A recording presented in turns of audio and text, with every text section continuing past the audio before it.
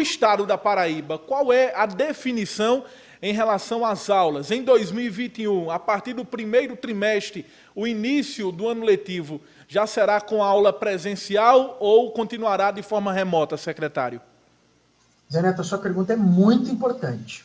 E eu vou dizer por que motivo. Nós estamos tentando manter a situação da pandemia em estabilidade, mas para manter a situação da pandemia em estabilidade, mais do que nunca agora eu faço um apelo aos pais e às mães. Nós precisamos abrir mão de algumas coisas.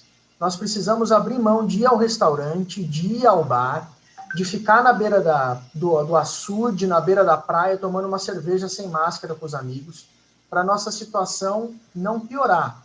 Por que a gente não pode piorar? Olha, o Estado está fazendo uma pesquisa que chama Continuar Cuidando, Observatório da Covid-19. Nós já entrevistamos e testamos com teste rápido, o da pontinha do dedo e o teste de swab, o do cotonete no nariz, mais de 5.200 paraibanas e paraibanos. Até o começo de dezembro vão ser 10 mil.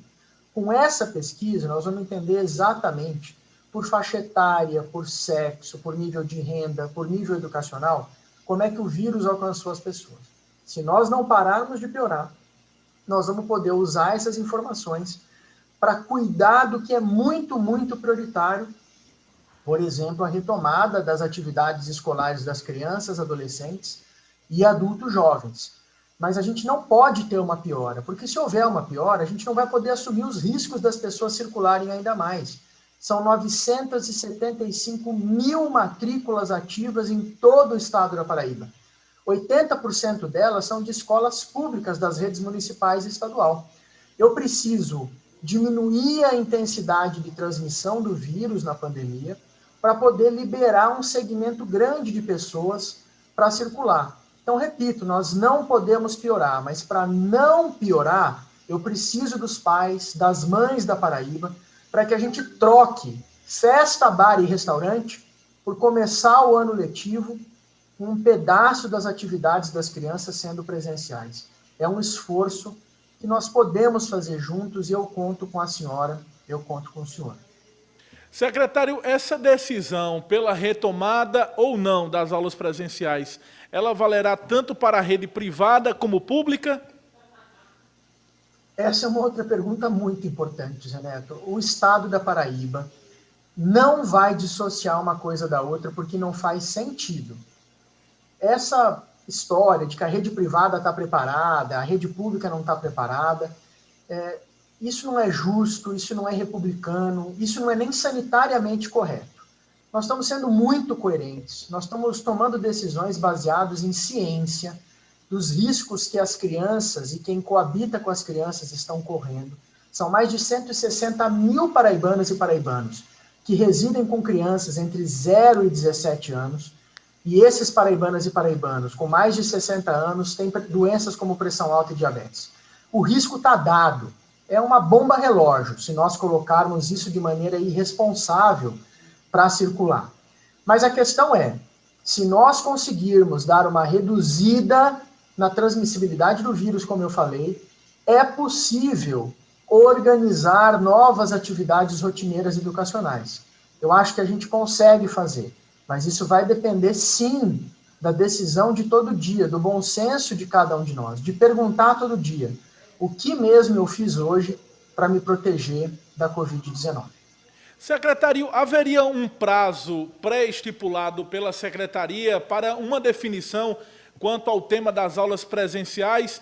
Eu pergunto isso, insisto, secretário, porque tem sido um tema bastante tocado pelos pais e responsáveis aqui na nossa região.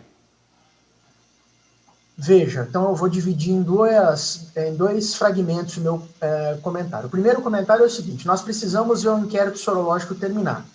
Ele já passou da metade. Nós imaginamos que este mês de dezembro vai nos permitir ter uma visão clara de informações de prevalência, quantas pessoas, de que idade, sexo, faixa etária e nível de renda foram acometidos pela doença. Isso importa para o planejamento.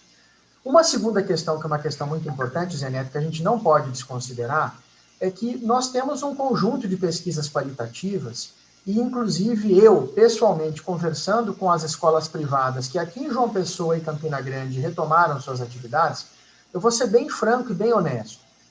30% dos alunos voltaram às aulas, mesmo quando as aulas foram presenciais, nessa amostra de escolas que nós estamos analisando nessas duas cidades.